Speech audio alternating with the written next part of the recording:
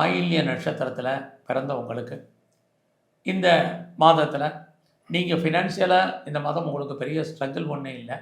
ஆனாலும் உங்களுடைய உழைப்பு மற்றவருக்கு லாபம், உங்களுக்கு பிரயோஜனம் இல்லை.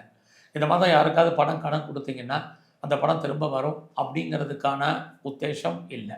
வர்றதுக்கான வாய்ப்பு ரொம்ப குறைவு. ஸோ இந்த மாதத்தில் வேலையில் எஃபர்ட் எடுங்க. இது ரொம்ப ரொம்ப முக்கியம். ஸோ வேலை ஜாப் இருக்கான்னு மட்டும் பாருங்கள். ஏன்னா ஜாபில் நீங்கள் பெருசாக என்னெல்லாம் எதிர்பார்க்குறீங்களோ கிடைக்கிறதுல சின்ன சின்ன தடை இருக்குது.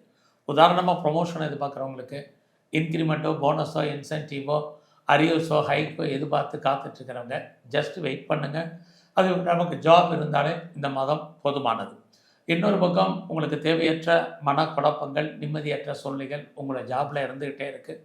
இந்த மாதத்தில் யாரெல்லாம் வீடு மாறணும், இடம் மாறணும்னு நினச்சிட்டு இருந்தீங்களோ உங்களுக்கு மாற்றங்கள் உறுதியாக இருக்குது. நீங்கள் முற்றிலும் புதிய சூழ்நிலைகள், புதிய இடங்களில் வாழ்க்கை நடத்துவதற்கான வாய்ப்பு நிறையா உண்டு. அதே ஆயில்ய நட்சத்திரத்தில் பிறந்த உங்களுக்கு இது வரைக்கும் திருமணம் டிலே ஆகிட்டு இருந்தால் இந்த மாதம் திருமணம் நடப்பதற்கான வாய்ப்பு இருக்குது. அது மட்டுமல்ல, உங்களுடைய லவ் பிரேக்கப் ஏற்படுவதற்கான பாசிபிலிட்டிஸ் இந்த மாதம் நிறையா உங்களுக்கு உண்டு. ஸோ இந்த மாதம் நீங்கள் ஏதாவது சொந்த பிஸ்னஸ் பண்ணிட்டு இருந்தீங்கன்னா பிஸ்னஸில் நார்மல் இன்வெஸ்ட்மெண்ட்டே பண்ணுங்கள். ஓரளவுக்கு ரிட்டர்ன்ஸ் உங்களுக்கு கிடைக்கும்.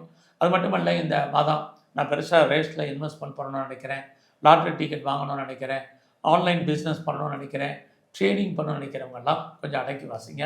ஒரு பக்கம் நமக்கு பெரிய லெவலில் ஹியூஜாக லாபம் வர்ற மாதிரி ஒரு தோற்றம், இன்னொரு பக்கம் லாபம் கிடைக்கிறதுல சின்ன சின்ன தடைகள், அல்லது நீங்கள் உழைக்க அடுத்தவங்களுக்கு அந்த பணம் போய் சேர்றதுக்கான சுச்சுவேஷன், இதெல்லாமே ஆயில்ய நட்சத்திரத்தில் பிறந்த உங்களுக்கு இருக்குது. அதனால் பொறுமையாக இந்த மாதம் இருங்க. ஸோ இந்த மாதத்தை பொறுத்த வரைக்கும் ராகு 8ல் இருக்கிறதுனால தேவையில்லாத எந்த விஷயத்துலையும் இந்த மாதம் தலையிடாதீங்க. குறிப்பாக யாருக்கும் சூரிட்டி கொடுக்குறதில்ல கவனமாக இருங்க. குறிப்பாக கவர்மெண்ட் சம்மந்தப்பட்ட விஷயங்களில் ரொம்ப ரொம்ப அலர்ட்டாக இருக்க வேண்டிய காலம். உடம்புல நோய் எதிர்ப்பு சக்தி இந்த மாதம் குறைவாக இருக்கும், அதை நீங்கள் கூட்டுங்க. ஸோ இந்த மாதத்தில் எங்கெல்லாம் பெருமாள் இருக்காரோ அவரை நல்லா வழிபாடு பண்ணிட்டு வாங்க.